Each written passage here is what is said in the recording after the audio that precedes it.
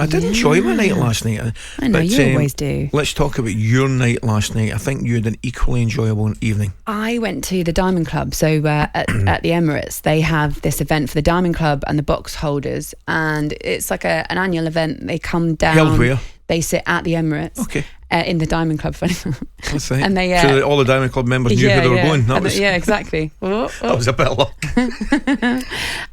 Mikel Arteta was there. Eddie was supposed to be there and he couldn't make it. Vinay Venkateshan as well was there. And we sat down and it was honestly, it was very cool. Before you go and do the event with the Diamond Club members, you get to sit down and have like a private dinner with everybody. Okay. And I got to sit next to Mikel Arteta. Oh. It was very cool. So what were his table manners like? So exceptional. Speaking of table manners, my aunt. No, did you work in cutlery-wise? You know you always work for the outside then? Yeah, but right, here's a question. How on earth... So I get it, right? The smaller one and then the bigger one. Yeah. But when you get a bread like roll put down, yes, how are you supposed to cut into the bread roll and which one do you use? I used the smaller one, but I butchered it and I was putting the butter on and I could see him looking at the corner of his eye and I was like trying to get this butter all over that this would thing, have been shove it in my mouth. Please tell me that Mikel Arteta had to butter your bread for you. No, that would have been marvellous. What do you think we talked about? Arsenal? No, not at dinner. Eventually we did. We spent a long time talking about that later on. We spoke about... Dwarf planets? No, we spoke about boxing and darts. No way. We spoke about the darts. I said, have you ever been? Did you like the darts? Do I? Oh, does he? Yeah. Wow.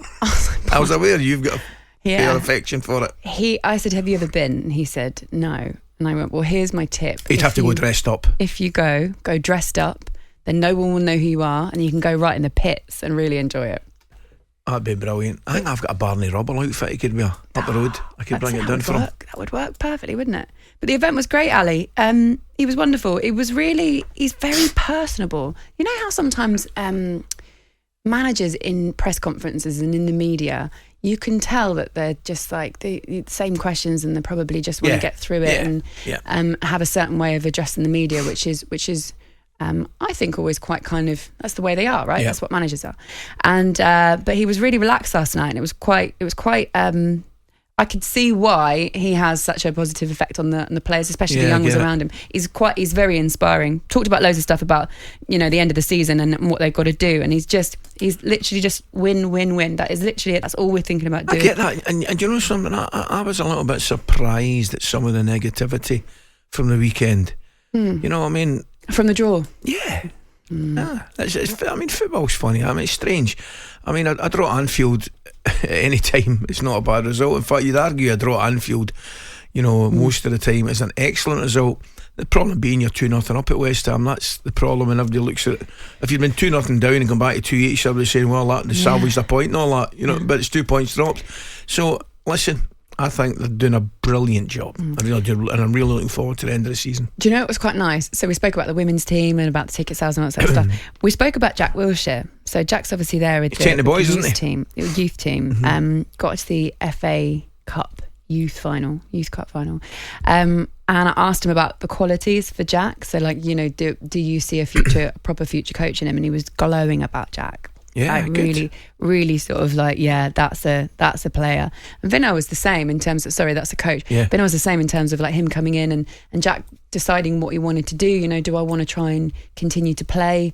He was trying to do his rehab, I think, at the time as well. Do I want to now decide that I'm going to focus on coaching? Is that what he's decided to do? I read an article about the team getting to the final, and it was all about Jack. Yeah. And he's talking about the team and things like that. And the thing I got from it, he's really enjoying that side of it. Yeah, said he's ready to do that, wants to commit to that, and actually seems to be very good at it. So, yeah, it was quite fascinating, actually. I really enjoyed it, and it's quite nice to, like you say, when you see managers out of that sort of environment and in one that's a little bit more relaxed. How many were there last night? I'd say about 90, I think. Perfect. Also about the idea of, I was like, have you got an eye on the Champions League yet, or do you have to wait until it's there, then you can start preparing? And he was like, no. He's like, we are thinking about it now. He's like, we don't want to just be a part of the Champions League. We don't want to just make up the numbers effectively. We want to go and properly compete. Did they ask whether the squad's big enough to compete in all fronts like that? No, I didn't. I tried to ask a little bit about transfers, But he, went for his bread. He managed to. And said, "This is how you do it, Laura." He managed to back me off quite well. He's quite good at this, isn't he? talkSPORT Breakfast with Laura Woods. Monday to Wednesday mornings 6 till 10. On AM, on DAB, via the talkSPORT app and on your smart speaker. talkSPORT.